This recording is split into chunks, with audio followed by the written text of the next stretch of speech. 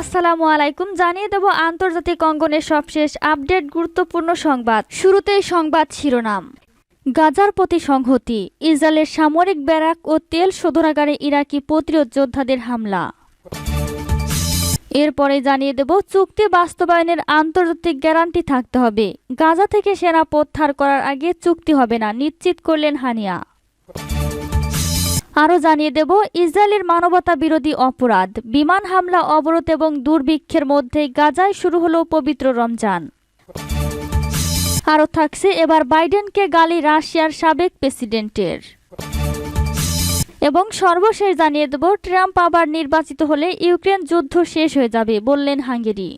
এতক্ষণ শুনছিলেন সংবাদ শিরোনাম, এবার বিস্তারিত। আজকের সংবাদ সম্পর্কে আপনার মূল্যবান মতামত লিখে জানান। জানিয়ে দিন কোন স্থান থেকে আমাদের সংবাদ শুনছেন অথবা দেখছেন। গাজার প্রতি সংহতি, ইসরায়েলের সামরিক ব্যারাক ও তেল শোধনাগারে ইরাকি প্রতিরোধ যোদ্ধাদের হামলা। ইরাকের ইসলামী প্রতিরোধ যোদ্ধারা দখলদার ইসরায়েলের কয়েকটি লক্ষ্যবস্তুতে নতুন করে হামলা চালিয়েছে। ইহুদিবাদী ইসরায়েল অবরুদ্ধ গাজা উপত্যকার বেসামরিক জনগণের উপর যে বর্বর আগ্রাসন ও গণহত্যা চালাচ্ছে তার প্রতিবাদে এই হামলা চালানো হয়েছে। ইরাকের প্রতিরোধ যোদ্ধাদের জোট পপুলার মোবিলাইজেশন ইউনিট এক বিবৃতিতে বলেছে, তারা ইসরায়েলের রোশপিনা বিমানবন্দরের একটি ব্যারাকে ড্রোন হামলা চালিয়েছে। অধিকৃত ভূখণ্ডের উত্তরাঞ্চলে ওই বিমানবন্দরটি অবস্থিত। এছাড়া অধিকৃত গোলান মালভূমির একটি তথ্য কেন্দ্রে ড্রোন হামলা চালিয়েছে ইরাকের প্রতিরোধ যোদ্ধারা। এদিকে ইসরায়েলের হাইফা বন্দরের কয়েকটি তেল শোধনাগারে ড্রোন দিয়ে হামলা চালিয়েছে পপুলার মোবিলাইজেশন ইউনিট। ইরাকি যোদ্ধারা জানিয়েছে, ইহুদিবাদী ইসরায়েলি শত্রুদের শক্ত ঘাঁটিগুলো সম্পূর্ণ ধ্বংস না হয়ে যাওয়া পর্যন্ত তাদের হামলা অব্যাহত থাকবে। চুক্তি বাস্তবায়নের আন্তর্জাতিক গ্যারান্টি থাকতে হবে। গাজা থেকে সেনা প্রত্যাহার করার আগে চুক্তি হবে না, নিশ্চিত করলেন হানিয়া। আগ্রাসন পুরোপুরি বন্ধ করে গাজা উপত্যকা থেকে সব সেনা প্রত্যাহার না করা পর্যন্ত ইহুদিবাদী ইসরায়েলের সঙ্গে কোনো চুক্তি হবে না বলে সাফ জানিয়ে দিয়েছেন হামাসের পলিট ব্যুরো প্রধান ইসমাইল হানিয়া। পবিত্র রমজান মাস শুরুর আগ মুহূর্তে টেলিভিশনে সম্প্রচারিত এক ভাষণে তিনি প্রত্যয় জানান। হানিয়া বলেন যে চুক্তি গাজা উপত্যকার ওপর ইসরায়েলি যুদ্ধ বন্ধ করে না, অথবা বাস্তুচ্যুত মানুষদেরকে তাদের ঘরবাড়িতে ফেরার নিশ্চয়তা দেয় না, কিংবা গাজা উপত্যকা থেকে ইহুদিবাদী শত্রু সেনাদের প্রত্যাহার করার গ্যারান্টি থাকে না, তা আমরা সেরকম চুক্তি চাই না। তিনি বলেন, সম্ভাব্য যে কোনো চুক্তিতে গাজার মানবিক পরিস্থিতিও অন্তর্ভুক্ত থাকতে হবে। এর মধ্যে রয়েছে ত্রাণ ও আশ্রয় এবং উপত্যকার পুনর্গঠন। হামাস নেতা বলেন, আমাদের জনগণের মানবিক ইস্যুগুলো সমাধান, বিশেষ করে উত্তর গাজার মানুষদের, যেখানে নারী, শিশু ও বৃদ্ধ ব্যক্তিরা শত্রুর চাপিয়ে দেওয়া ক্ষুধার যন্ত্রণায় মারা যাচ্ছে, সেসবের সমাধানে যে চুক্তিতে থাকবে না সে চুক্তি আমরা করব না। হানিয়া আরও বলেন, সম্ভাব্য চুক্তির আওতায় হামাস এসব নীতিমালার আলোকে সর্বোচ্চ ইতিবাচক মনোভাব ও দায়িত্বজ্ঞান প্রদর্শন করেছে। 3 ধাপে চুক্তি বাস্তবায়ন হতে পারে এবং দখলদার সরকারকে তা বাস্তবায়নে বাধ্য করার জন্য আন্তর্জাতিক গ্যারান্টি থাকতে হবে। এখন পর্যন্ত ব্যাপক ভিত্তিক আলোচনা সত্ত্বেও গাজা যুদ্ধ বন্ধ বা বন্দি বিনিময়ের কোনো চুক্তি না হওয়ায় তিনি ইহুদিবাদী ইসরায়েলকে দায়ী করেন। ইসরায়েলের মানবতা বিরোধী অপরাধ, বিমান হামলা, অবরোধ এবং দুর্ভিক্ষের মধ্যে গাজায় শুরু হলো পবিত্র রমজান। ফিলিস্তিনের অবরুদ্ধ গাজা উপত্যকায় বিমান হামলা, ভয়াবহ যুদ্ধ এবং খাদ্য নিরাপত্তাহীনতার মধ্যে শুরু হয়েছে পবিত্র রমজান মাস।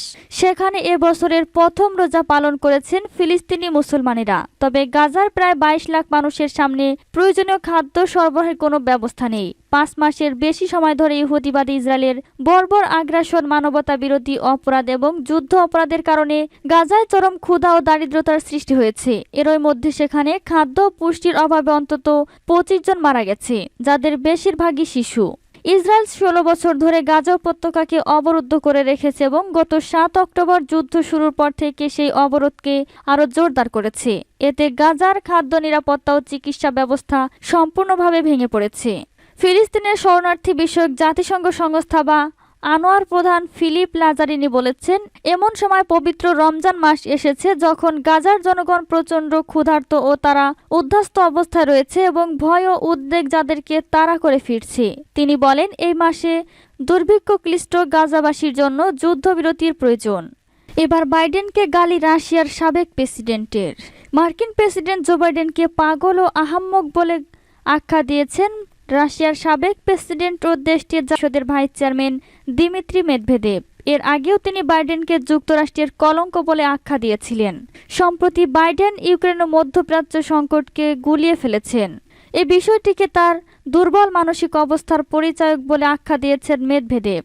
মার্কিন সংবাদ মাধ্যম MSNBCর সাংবাদিক জোনাথন গাজায় ইসরায়েলি অভিযানকে ইঙ্গিত করে বাইডেন বলেন, পশ্চিম জেরুজালেমের উচিত নয় সেসব ভুলের পুনরাবৃত্তি করা যেগুলো যুক্তরাষ্ট্র 2001 সালের সেপ্টেম্বরে সন্ত্রাসী হামলার পর করেছিল। ওই সাক্ষাৎকারে বাইডেন আরও বলেন, আমেরিকা ভুল করেছে। আমরা ওসামা বিন লাদেনকে না পাওয়া পর্যন্ত তার পেছনে লেগেছিলাম, কিন্তু আমাদের ইউক্রেনে যাওয়া উচিত হয়নি। মূলত বাইডেন ইরাক ও আফগানিস্তানে মার্কিন অভিযানের বিষয়টি বোঝাতে চেয়েছিলেন। সামাজিক যোগাযোগ মাধ্যম এক্সে বাইডেনের এ ভুলের একটি ক্লিপ শেয়ার করে মেদভেদেভ সেটির ক্যাপশনে লিখেছেন, পাগল ও আহাম্মকেরাই সত্য কথা বলে। এর আগে এক টুইটের মেদভেদেভ বলেছিলেন, স্টেট অব দ্য ইউনিয়ন ভাষণে বাইডেন নিজেকে ফ্র্যাঙ্কলিন ডি রুজভেল্টের সঙ্গে তুলনা করেছিলেন। এটি স্রেফ একটি তুলনায়, কোনো ভিত্তি নেই। তিনি আরও বলেন, প্রথমত রুজভেল্ট হুইল চেয়ারে চলাফেরা করা একজন দুর্বল মানুষ হলেও তিনি আমেরিকাকে মন্দা থেকে উদ্ধার করেছিলেন। অন্যদিকে বাইডেন একজন পাগল, মানসিকভাবে অক্ষম ব্যক্তি যিনি মানবতাকে নরকে টেনে নিয়ে যাওয়ার জন্য মনস্থির করছেন। মেদভেদেভ আরও বলেন, দ্বিতীয়ত রুজভেল্ট সোভিয়েত ইউনিয়ন সহ মিত্রদের শান্তি নিশ্চিতে লড়াই করেছিল, তবে বাইডেন সক্রিয়ভাবে ও অবিরামভাবে তৃতীয় বিশ্বযুদ্ধ শুরু করার চেষ্টা করছেন। তৃতীয়ত রুজভেল্ট ফ্যাসিস্টদের বিরুদ্ধে লড়াই করেছিলেন, কিন্তু বাইডেন তাদের জন্য লড়াই করছেন। তিনি যুক্তরাষ্ট্রের কলঙ্ক।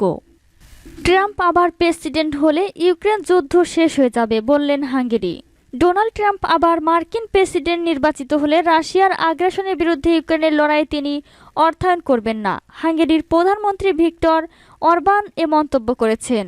2024 সালের মার্কিন নির্বাচনে অরবান তার এই দীর্ঘমেয়াদী মিত্রকে প্রকাশ্যে সমর্থন করছেন। ফ্লোরিডায় ট্রাম্পের সঙ্গে সাক্ষাতের পর রক্ষণশীল এ প্রধানমন্ত্রী বলেন, ইউক্রেন রাশিয়া যুদ্ধে তিনি একটি পয়সাও দেবেন না। এ কারণে যুদ্ধ শেষ হয়ে যাবে। সাবেক মার্কিন প্রেসিডেন্ট পুনরায় নির্বাচিত হলে 24 ঘন্টার মধ্যে যুদ্ধ শেষ করার প্রতিশ্রুতি দিয়েছেন। তবে এ বিষয়ে তিনি বিস্তারিত আর কিছু বলেননি। যদি আমেরিকানরা ইউরোপীয়দের সঙ্গে অর্থ অস্ত্র না দেয় তাহলে যুদ্ধ শেষ। যদি আমেরিকানরা অর্থ না দেয় তবে ইউরোপীয়রা একাই যুদ্ধে অর্থায়ন করতে অক্ষম।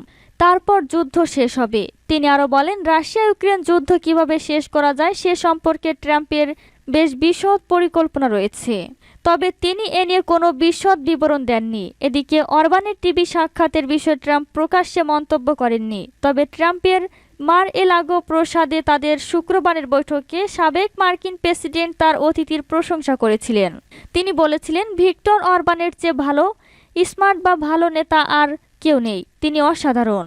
এদিকে মার্কিন সফরের সময় অরবান বর্তমান মার্কিন প্রেসিডেন্ট জো বাইডেনের সঙ্গে দেখা করেননি। বাইডেন নভেম্বরে অনুষ্ঠিত হতে যাওয়া প্রেসিডেন্ট নির্বাচনে ট্রাম্পের প্রধান প্রতিদ্বন্দ্বী হবেন বলে আশা করা হচ্ছে। একজন সফররত বিদেশি নেতার পক্ষে বর্তমান নেতৃত্বকে ডাকা ছাড়াই সাবেক প্রতিপক্ষের সঙ্গে বৈঠক করা অত্যন্ত অস্বাভাবিক। হাঙ্গেরির প্রধানমন্ত্রী রাশিয়ার প্রেসিডেন্ট ভ্লাদিমির পুতিনের সঙ্গে ঘনিষ্ঠ সম্পর্ক বজায় রাখার জন্য ইউক্রেন যুদ্ধ শুরুর পর থেকে সহকর্মী ইইউ নেতাদের কাছ থেকে বারবার কঠোর সমালোচনার শিকার হয়েছেন।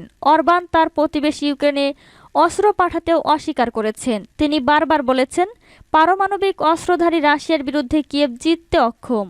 ইইউ নেতারা ক্রমবর্ধমানভাবে উদ্বিগ্ন। ট্রাম্প দ্বিতীয়বার যুক্তরাষ্ট্রের প্রেসিডেন্ট হলে ইউক্রেন ও ন্যাটো সামরিক জোটে দেশটির সামরিক ও আর্থিক সহায়তা উল্লেখযোগ্যভাবে হ্রাস পাবে। রিপাবলিকান বিরোধিতার কারণে মার্কিন কংগ্রেস ইউক্রেনের জন্য $60 বিলিয়ন সামরিক সহায়তা সহ $95 বিলিয়ন বৈদেশিক সহায়তা বিল স্থগিত করা হয়েছে। রুশ বাহিনীও সম্প্রতি পূর্ব ইউক্রেনে সাফল্য অর্জন করেছে, কারণ কিয়েভ গোলাবারুদের তীব্র ঘাঁটিতে রয়েছে। ইউক্রেন রাশিয়ার বিরুদ্ধে লড়াই চালিয়ে যাওয়ার জন্য যুক্তরাষ্ট্র এবং অন্যান্য পশ্চিমা মিত্রদের অস্ত্রের উপর নির্ভরশীল। সূত্র বিবিসি।